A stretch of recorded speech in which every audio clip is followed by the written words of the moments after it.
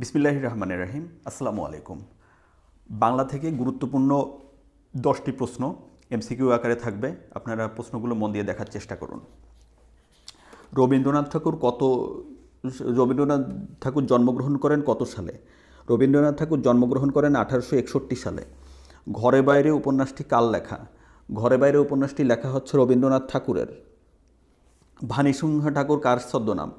ভানিসিংহ ঠাকুর হচ্ছে রবীন্দ্রনাথ ঠাকুরের ছদ্মনাম। সঞ্চয়িতা কোন কবির কাব্য সংকলন? সঞ্চয়িতা হচ্ছে রবীন্দ্রনাথ ঠাকুরের কাব্য সংকলন। কোন উপন্যাসটি রচয়িতা?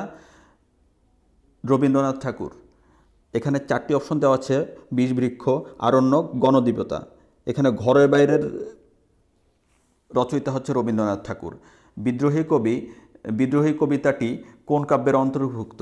বিদ্রোহী কবিতা হচ্ছে অগ্নিবীণা কাব্যের অন্তর্ভুক্ত। কোনটি কবি কাজী নজরুল ইসলামের উপন্যাস? কাজী নজরুল ইসলামের উপন্যাস হচ্ছে মৃত্যুক্ষুধা। কাজী নজরুল ইসলামের জন্মস্থান কোথায়? কাজী নজরুল ইসলামের জন্মস্থান হচ্ছে বর্ধমানে।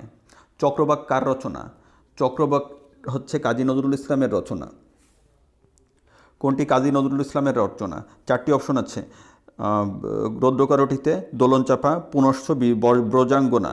এই 4টি অপশনের মধ্যে থেকে ব্রজাঙ্গনা হচ্ছে কাজী নজরুল ইসলামের রচনা।